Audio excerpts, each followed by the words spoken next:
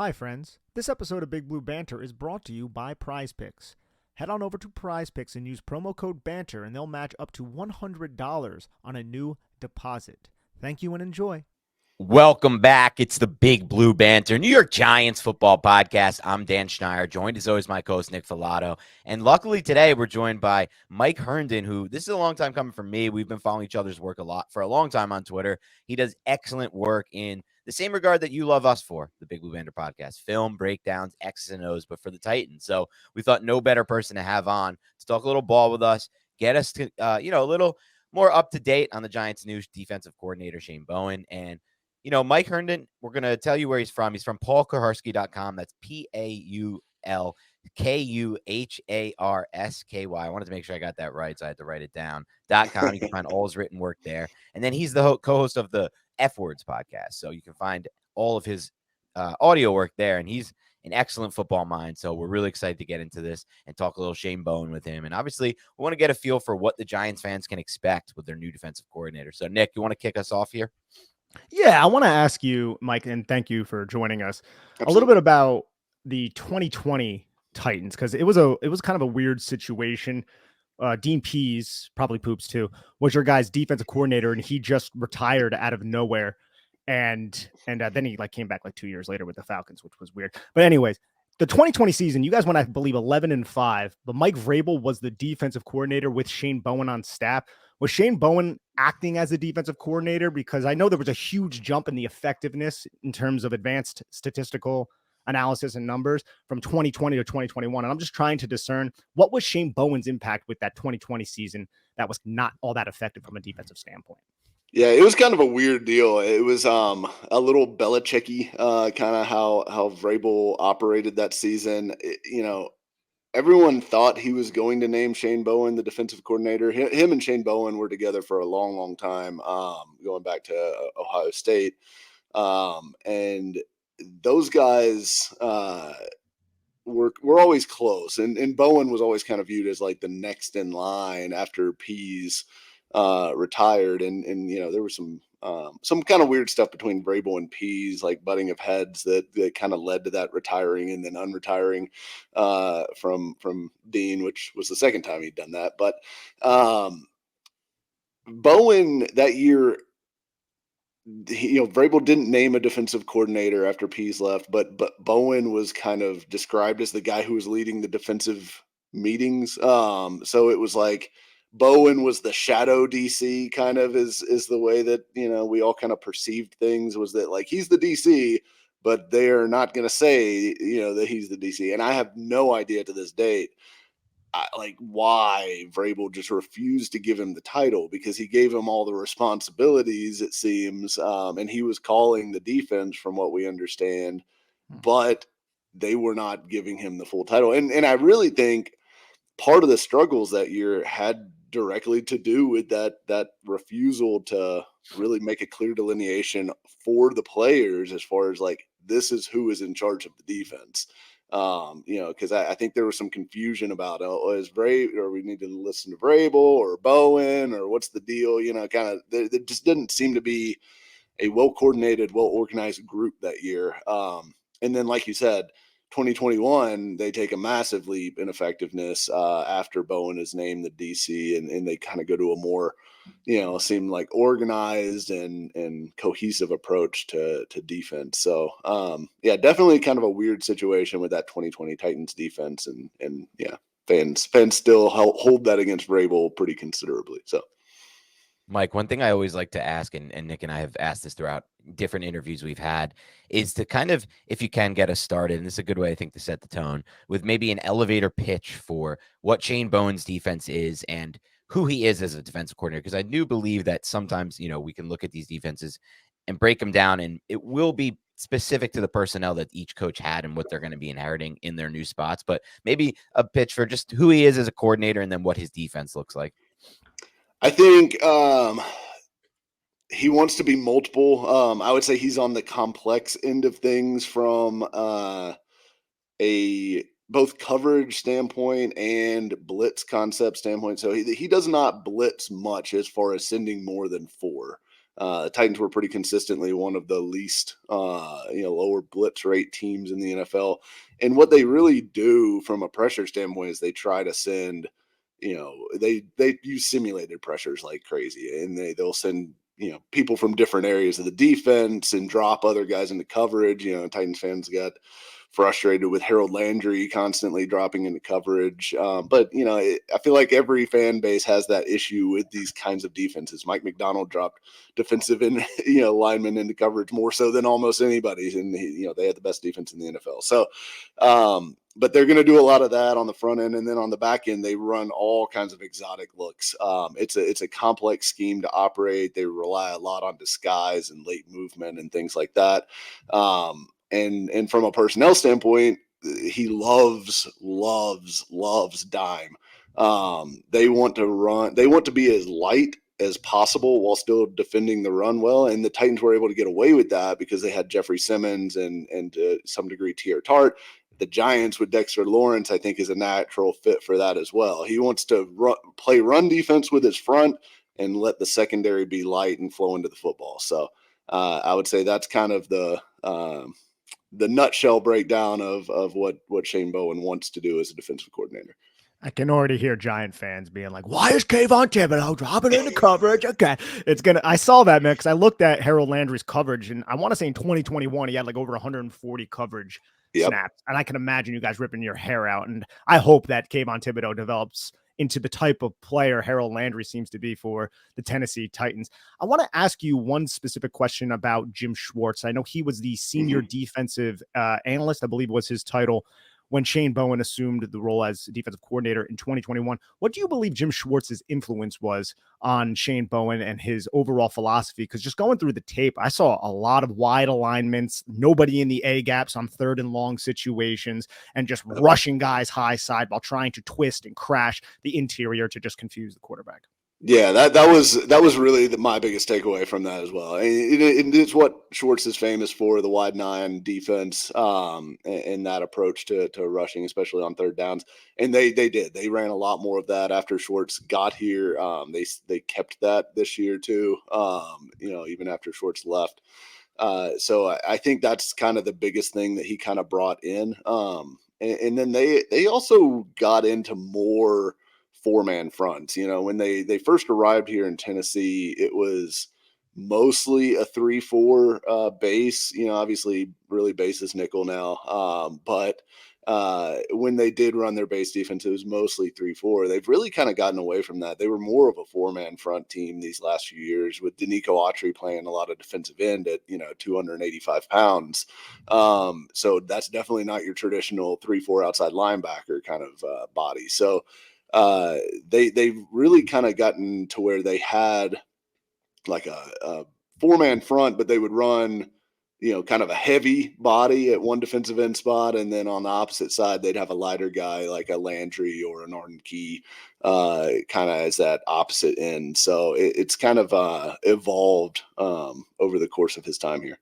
Can that be discerned between strength and weakness? Did they usually put the 285 pounder on the strong side and then Landry on the weak side, or was it just kind of multiple?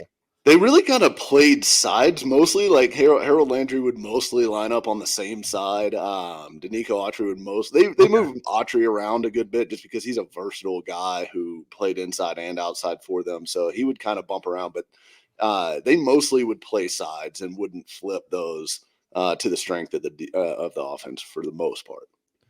Future New York Giant Danico Autry. I mean, he's still fantastic. I know he's 34 years old, but man, he still gets after it. He is a pain in the butt to block. I want to ask you and touch a little further on something you mentioned during the elevator pitch, Mike, and that was kind of the importance in this scheme and how they like to, of the safety position and how they like to, sorry, there's like a loud motorcycle that just drove by. I hope you guys didn't hear that. Apologize to the fans, but I heard it that time. Yeah. You heard it, right? I'm just going to do a quick aside here. God bless you. Do whatever you want. If you like driving motorcycles, it's cool. If you're in a motorcycle gang, it's cool. I like to let people do whatever they want. But when people just roll down the streets, just revving those motorcycles, it's like, it's just like, what are you doing? Just what are you doing? Who are you trying to impress? No one here wants this in this area. So it's just like a little bit little bit of an aside there. I'm going to get into I that. encourage anybody to go watch the South Park episode on that. Yeah, the South Park does a great job of unpacking that with Cartman. But let's get back to football. So you talked about how you talked a little bit about the safety position, how he likes to disguise coverages on the back end. The Giants have a really, fork in the road type decision this offseason with Xavier McKinney, a player they drafted in the second round, up top in the second round a few years back. Mhm. Me and Nick love his tape. I know it's not flashy at times for some Giants fans, but we also feel like, at times he was asked to do a lot of different things in Wink Martindale's defense that may not perfectly fit his skill set, or at least the things that he does best as a football player. And it feels like, from the little I've studied so far, plus hearing you and others speak, he might actually be a really great fit for this Shane Bowen defense. So talk a little bit about what you mean when you say disguising coverages on the back end and the different things he likes to do with the safety position. Yeah, so I mean they prefer, and again this goes back to wanting to defend the run with your defensive front. They really like to run two high safeties if at all possible, and then they like to be able to rotate out of too high into cover three or into invert cover two or whatever. Like they will run a pretty diverse number of coverage looks out, and they also love quarters like that. And I don't know if that was a Mike Vrabel thing, because that was a Mike Vrabel thing going back even to Houston. So I'm not sure if that's going to be a Bowen thing too, but he loved quarters coverage here, and that was something where I feel like to run quarters well, you have to have defensive backs that are great communicators.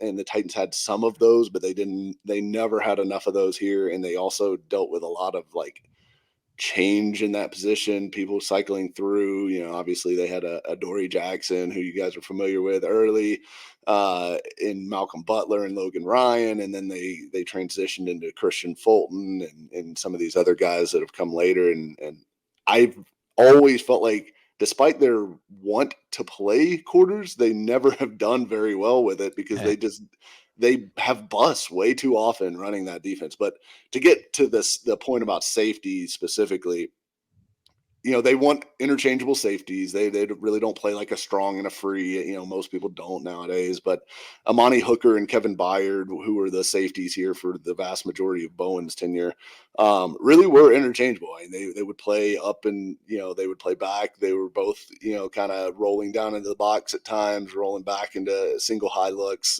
those kind of things. So he will have somebody who he kind of designates as more of his third down tight end man coverage guy, who he's going to put over a tight end, like an Evan Ingram or Travis Kelce or one of these guys that, is a third down target frequently. They'll pay a lot of attention, and they'll generally have somebody who's designated for that role.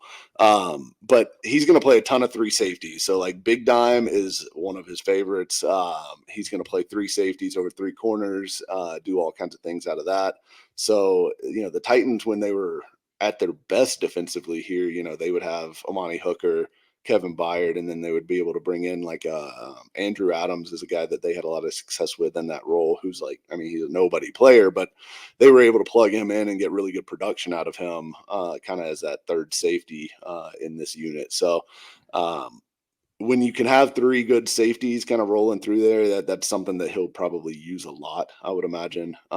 So to me, certainly McKinney's a very good player, and they did value safeties here. They paid Kevin Byard, they paid Amani Hooker, good money during the tenure that Bowen was over this defense. So I think they value safety, and I think McKinney is a good one. So what's going on, Big Blue Banter listeners?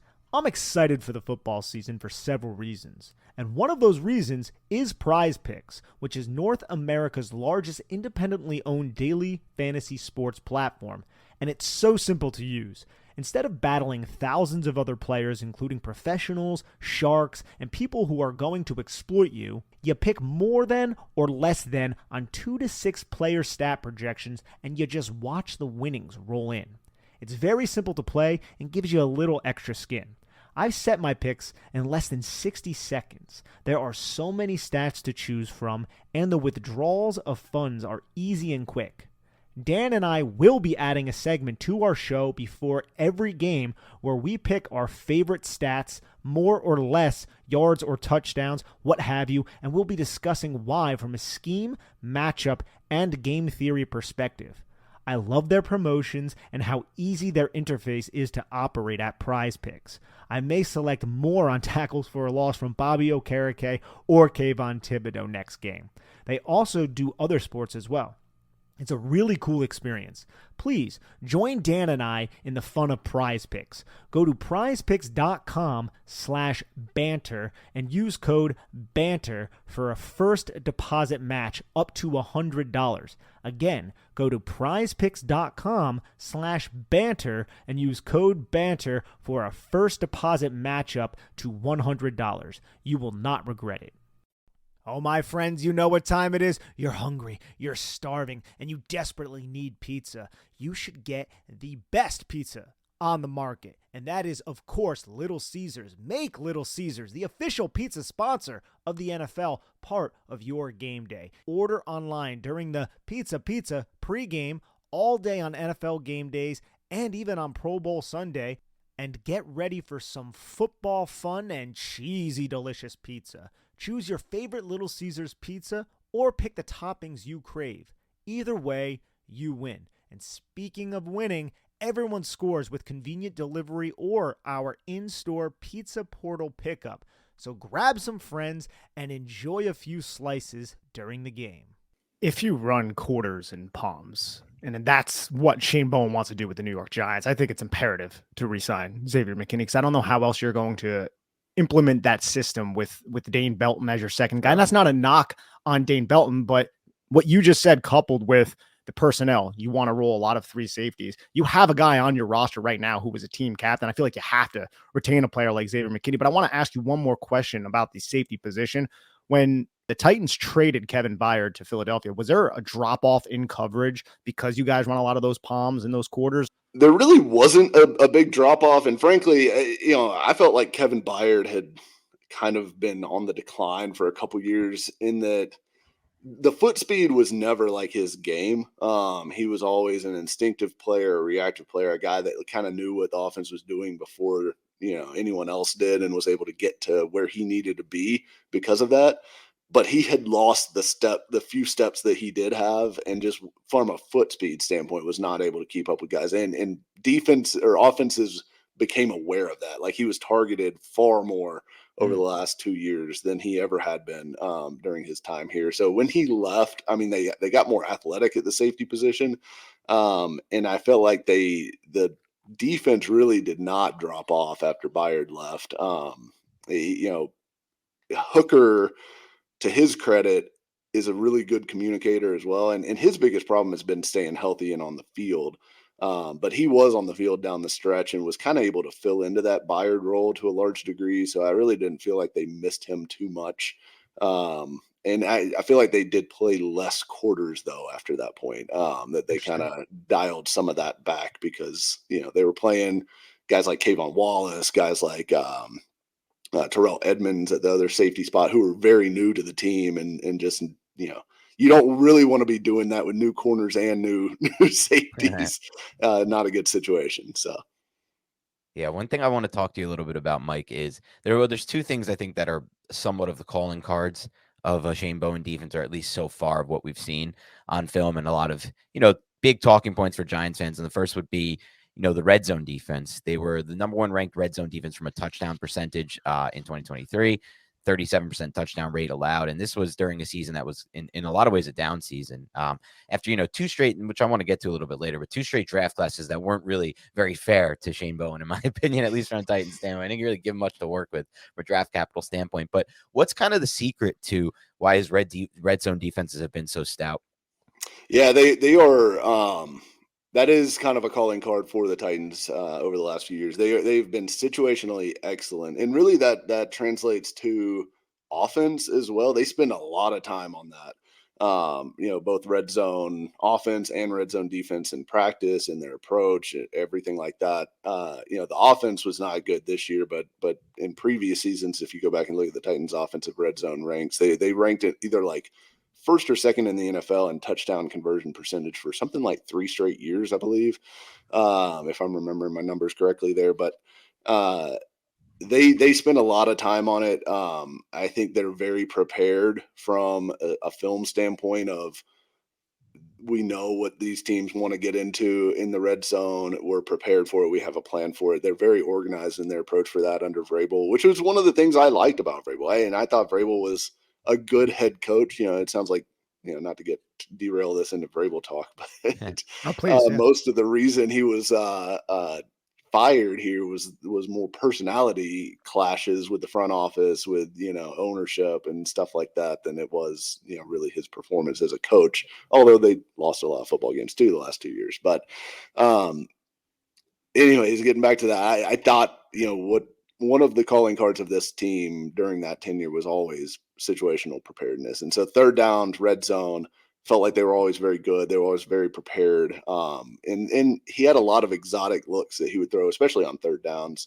It always seemed like they were mixing things up. Not, there wasn't really like a pet play necessarily, like that. Okay, here's 3rd and 8. I know that they're going to bring this defensively. Like they would just mix, like it was just a mixed bag. They would have new coverage concepts, new like rush concepts that it feels like they would bring out almost every week, which I was always very impressed with. I thought they were extremely multiple defensively and just hard to prepare for, which you saw in some of the big games. If you look at their track record against Kansas City, against Buffalo, against Baltimore, some of the better offenses in the AFC, they really gave Cincinnati, they gave those teams fits from a defensive standpoint consistently during Bowen's tenure here.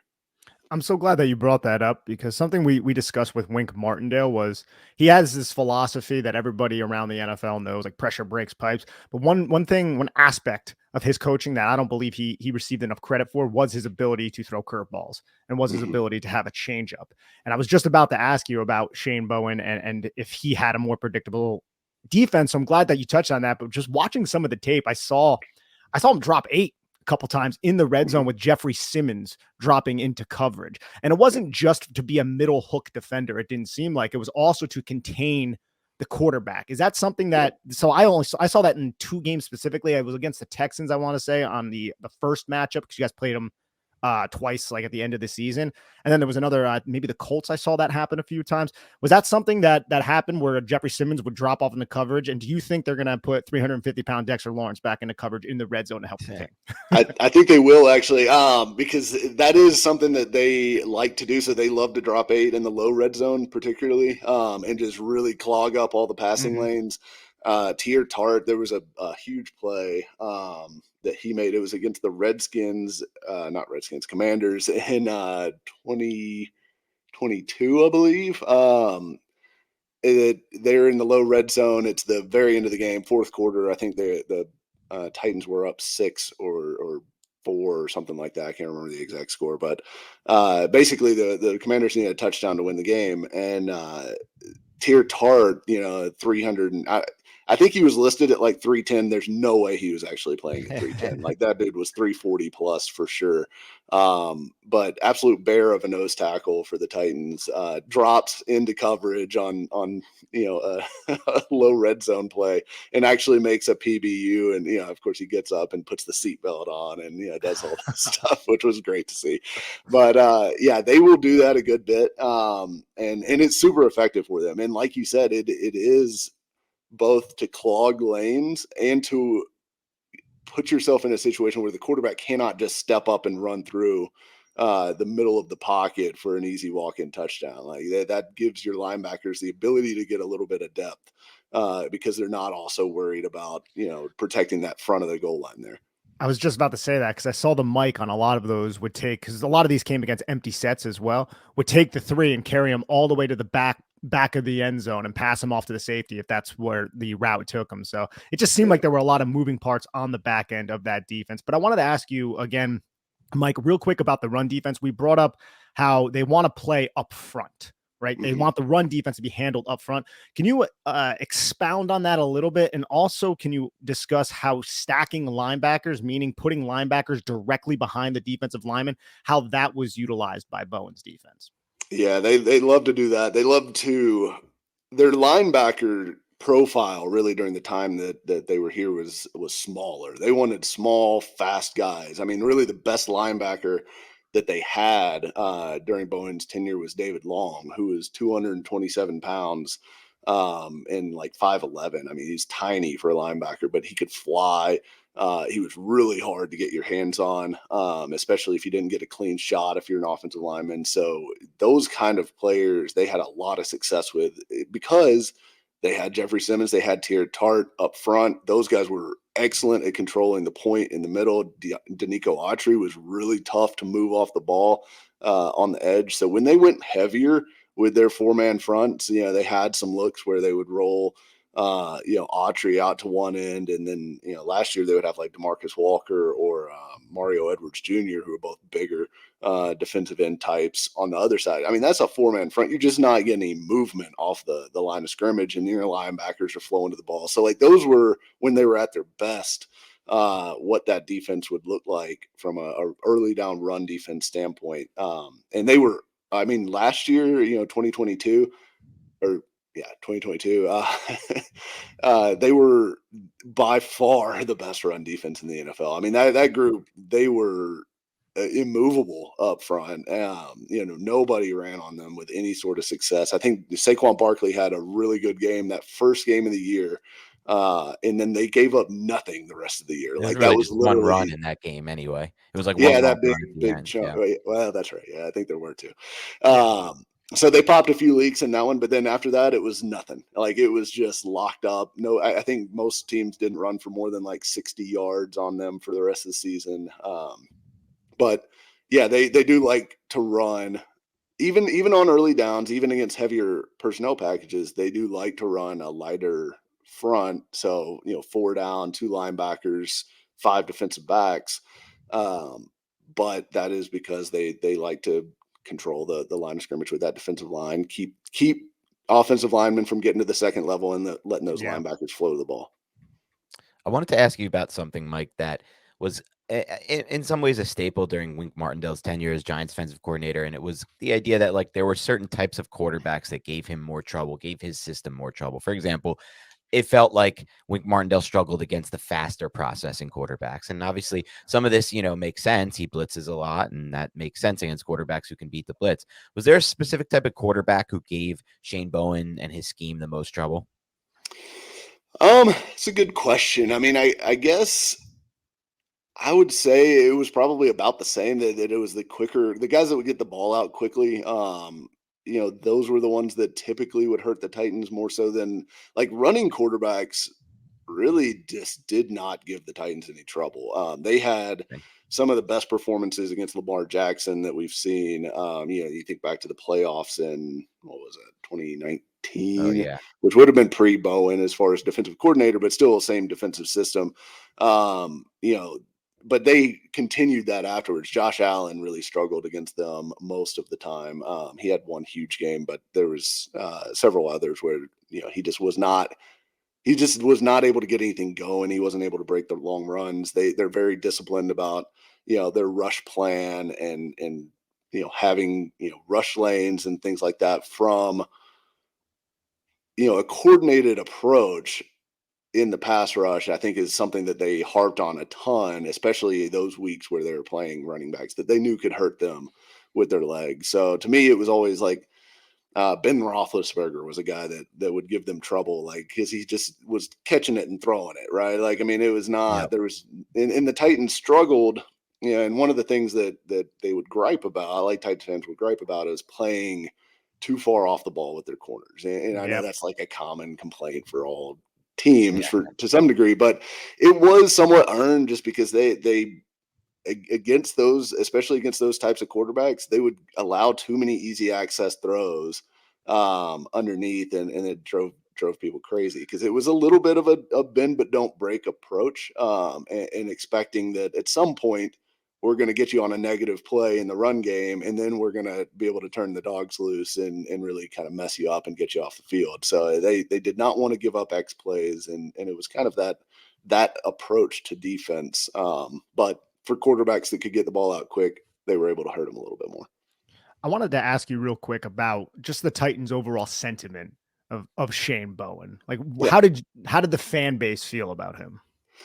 The fan base, I think, had a complicated relationship with Shane Bowen because of that first year where he wasn't really the DC, but everyone considered him the DC and all that. We talked about before.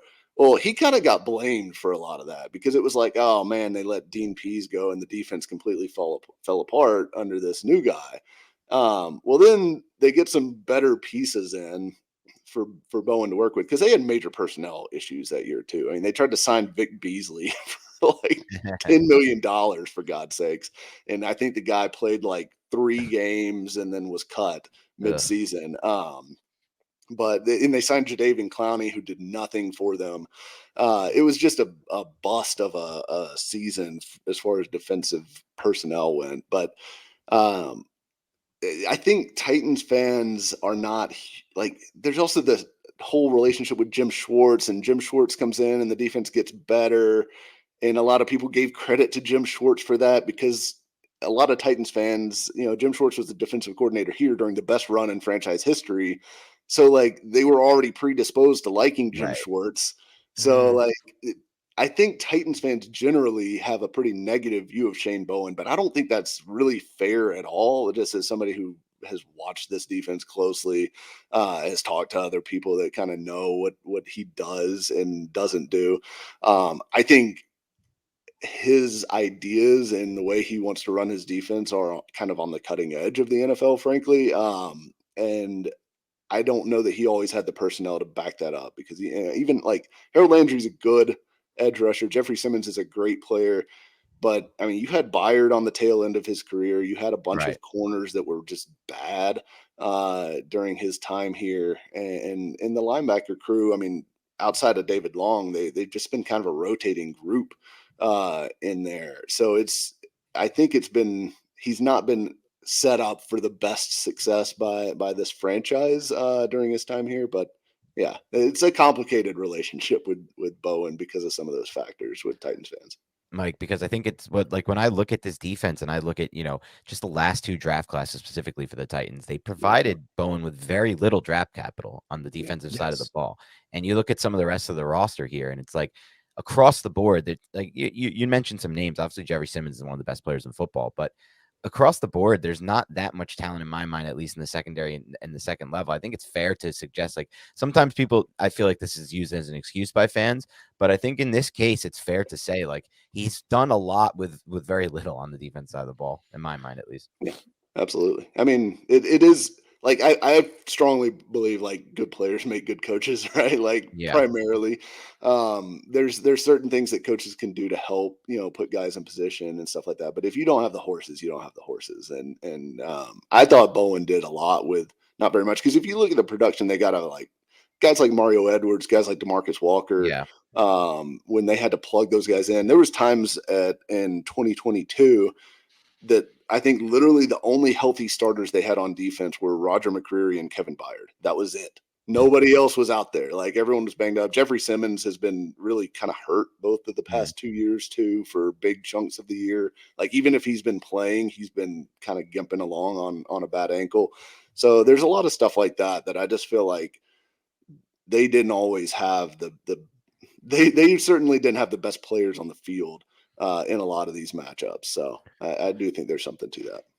Mike, with the edge position specifically, it's a hot topic for Giants fans because we have Kayvon Thibodeau and Azeez Ojulari, 2 young guys we invested high draft capital in. Azeez Ojulari can't stay healthy. Kayvon Thibodeau, we like Kayvon Thibodeau. We want to see more from Kayvon Thibodeau is probably the best way to sum that up. I want to ask you, what type of edge rushers are the most desirable for this system? Because I think the Giants are going to make an investment in the edge. And you brought up Autry. Autry seems somewhat like a unicorn. Right. And the Giants might not be able to bring him in. I'm hoping that the Giants can land someone like that, which is crazy because he's a 34-year-old free agent. Why am I hoping for that? But it could really help what the system is. So what type of edges do you think would thrive with the philosophy that Shane Bowen has within that defense? So I do think Autry is a little bit of a unicorn because he is like, like I said, he's like 285 pounds, but he's got super long arms and he's extremely powerful and violent with his hands. He's got some of the heaviest hands on a 280-pound dude you'll ever see. So he is a little bit of a unicorn, and he's a guy that at age 33 is still continuing to get better somehow. I mean, like he's incredible. But I think if you ask Shane Bowen, like if you gave him true serum and told him, hey, you can build a edge rusher in a lab, I think he'd want someone who looks a lot like Harold Landry, to be honest. Maybe a little bit more power, a little bit more punch as far as like a bull rush, if you could dream it up. But Landry was such an important piece for their defense, and the way that they use him, and they played him off the ball. We already talked about him dropping into coverage. I think he dropped into coverage more than like any edge rusher in the NFL for most of his time here. And it's because he was actually good at it too. Like it's not just a scheme thing. It's because Landry could actually do it. And he's extremely athletic, but the thing that really makes him stand out to me is he is great working off of these picks and twists that the Titans love to run up front. Like most of their pressures were generated off of games up front. Like they very few just pure pin your ears back and like my guy's better than your guy wins as far as like a pass rushing standpoint. Simmons would give you those. Autry would sometimes give you those on the inside. But the edge rushers were not doing that. But Landry was able to generate a ton of pressure, a ton of sacks during his healthy years here by running off of these picks by Danico Autry, these picks by Jeffrey Simmons. They were really good at coordinating those rushes and a lot of times timing it up to where you've got, a quarterback looking to step up in the pocket, but he runs right in, or he steps right into Harold Landry looping in behind the defensive tackle. So that's where a lot of their sacks came from over the last few years. So I think he's going to want somebody who's going to be able to be that versatile chess piece that can, be used on those loops and stunts and drop into coverage and do all those things while also, providing a good enough, edge presence from the run game. So Landry is a good player for them. And even if he's not like the best pure pass rusher, he's a very effective player for the Titans. From the high side, though, he's somebody who can just bend right underneath contact, flatten, and then just turn to the tightest corners.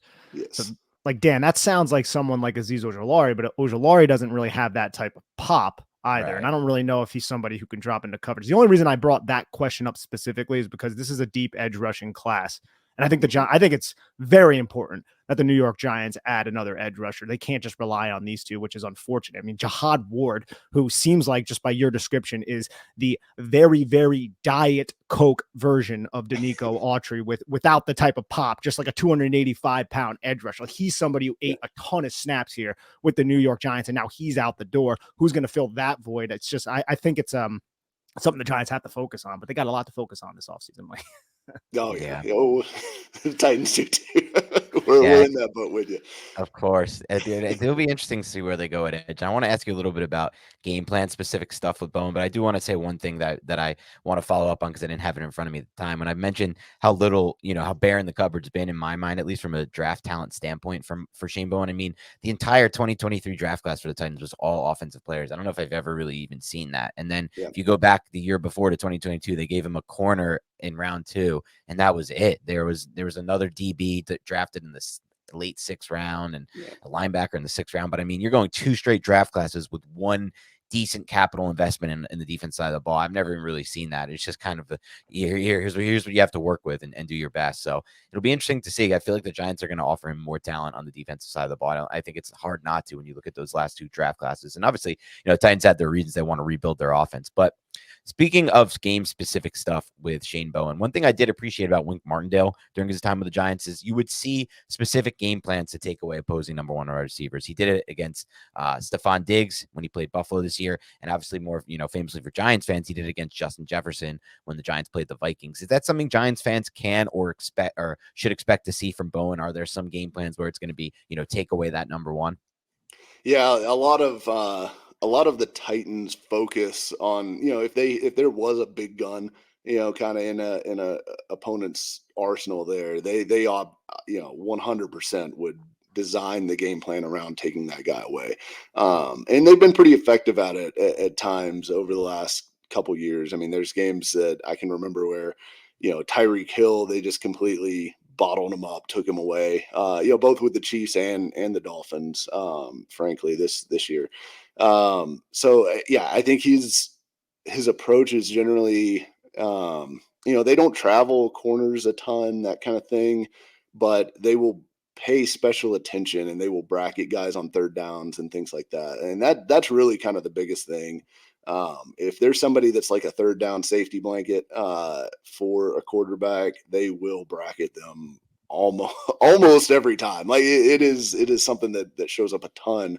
Whether it's a true bracket or whether it's just, there's extra eyeballs on that guy. Like it's very clear that those defenses are coached that, hey, Justin Jefferson or whoever it is not going to be the guy that gets the ball on third downs. Right. That is definitely something that he showed a good bit. One more thing on just personnel in general. Wink Martindale liked to use a lot of different people in his defense. So if you were like a third linebacker, you might find the field. Is that something that Shane Bowen does, Mike? Does he kind of reach deep into his depth to keep guys fresh and then rotate them in the defense depending on the situation? Not a ton, honestly. A lot of times during the time Bowen was in charge here, the third linebacker would either not see the field at all or would, maybe a handful of snaps. So maybe I should rephrase, maybe not focus on linebacker, but say defensive line, maybe, or even safety, for instance. Yeah, they did. Now I will say, so like Harold Landry, we already talked about his importance to the Titans defense. His snap rates over the last 5 years have been ridiculous. Like he plays like 90% of the Titans snaps, like barely comes off the field, which is, tough for an edge rusher. Simmons is up there too. Like Simmons plays 80+% of snaps. They did rotate guys to some degree. You'd see like, they almost did it kind of like as hockey line changes. They would have like, all right, well, this series we're going to give to the backups until we get to third down or something like that, and then we'll bring in our horses for that. But it would be like 1 out of every 4 or 5 series that they would just go to the, all right, we're going to go with Kyle Pecco and whoever else this time around. So it's I would say he probably rotates less than your average defensive coordinator. They kind of stuck with their horses for the most part here and until they couldn't go or whatever. But cornerbacks, secondary, they don't rotate really at all unless there's performance issues or injury issues. All right, Mike. I've got nothing more on the defense side of the ball. Nick, do you have any other questions there? I got one other unrelated to the defense question I want to run by Mike. Get to Will Levis. Yeah. So, Mike, I want to talk a little Will Levis with you because I'm going to be honest with you. I just didn't see it with Levis on his college tape. Now, to be fair, I didn't watch any of his 2023 tape, or his 2022 tape, I should say. Yeah. Though I was told that's worse than the 2021 tape. The 2021 tape that was supposed to be the impressive tape is the one I watched because of Wan'Dale Robinson, and I just, quite frankly, didn't see it at all. I personally didn't even see even the calling card stuff for him. The arm talent to me wasn't what it was supposed to be. But then I actually had a chance to evaluate his first NFL game for Beyond the Box Score with CBS Sports, and I was shocked. I was like, this dude looks great. Like, what is this? This is not the guy I saw at Kentucky at all. Obviously, that didn't really carry over, at least statistically speaking, to the rest of his season. But I didn't watch any of the tape besides that first game. So I want to get your takeaway on what you saw on film from Levis as a rookie, what your overall evaluation of his college tape was, and where your projection is moving forward with him. Yeah, so, I mean, I was not a big Levis guy coming out of Kentucky either. I had him fourth among the quarterbacks last year. And look, they took him 33, I think, overall. Yep. So I was totally okay with the kind of home run cut there at that point in the draft, given that he lingered on the board that long, and we'd seen enough from Malik Willis to know that he probably was not going to be the guy to succeed Tannehill. So I was okay with them taking him. This rookie season was super hard to evaluate evaluate for me, because like there was flashes of like, oh my God, this dude has real talent, because Yeah. like that Falcons game, the 4 touchdowns, obviously, but like, I mean, that was his first NFL start. He looked fantastic, and that throw that he made to Nick Westbrook-Akine in That was that insane. That game, throw. It was one of the best throws of the season. like By any quarterback. unbelievable throw. Like there's maybe 5 quarterbacks in the league that Yeah. make that throw. And for him to hit that in his first start, and it's like, and that was his 4th touchdown. I'm like, golly, this guy might actually be something.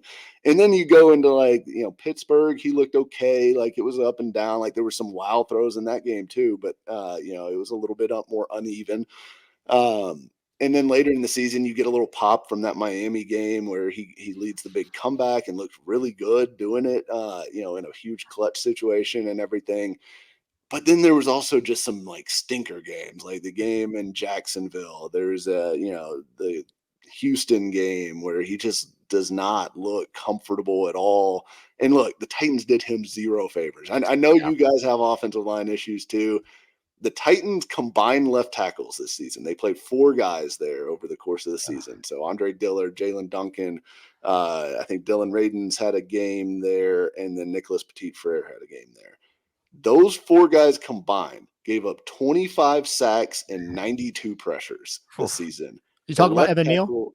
The left tackle position alone gave it that. And I was looking at like, because Tyron Smith obviously is going to be a pending free agent, and some of the Titans coaching staff has ties to Tyron, Bill Callahan, and I was like, the same amount of pass protecting snaps. He gave up 11 pressures total compared to 92. So like that's what they were working with at the tackle spot, and like they did not put Will Levis in the best position to succeed, because he also only had 1 receiver. Treylon Burks has been a massive disappointment.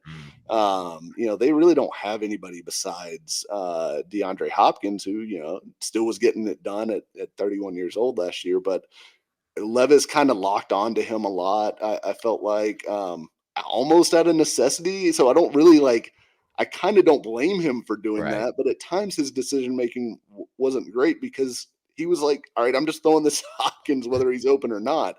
But I don't know what to make of that. Like, is that okay? He's not a great decision maker, which I think I saw on his college tape too. So I'm inclined to believe that. And we'll see whether Brian Callahan can get him to a different level from that standpoint. But or is that he knew pressure was going to be there in 2 seconds, and he only has 1 wide receiver who he trusts to catch the football. So it's a really interesting evaluation if you just look at like the course of the season, because there are games where he looks like the guy that I was worried he was going to be when he came out of college, and there's games where he looks like the guy that like Mel Kiper thought he was going to be coming out of college as like one of the or arguably the best quarterback in the class. So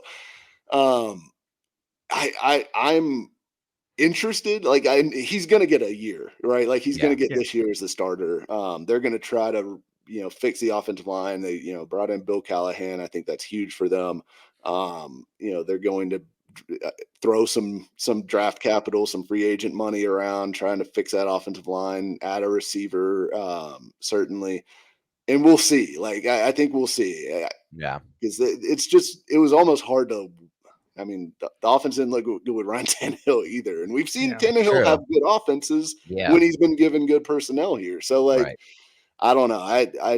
I'm really at a loss with Levis right now. I think he's a fiery competitor. I think he has like his mind and heart in the right spot as far as like wanting to be the leader of this team, wanting to like, I do think he's obsessed with being a great quarterback, which I think is one of the things that I most want out of a quarterback is a guy that's like got that kind of sickness.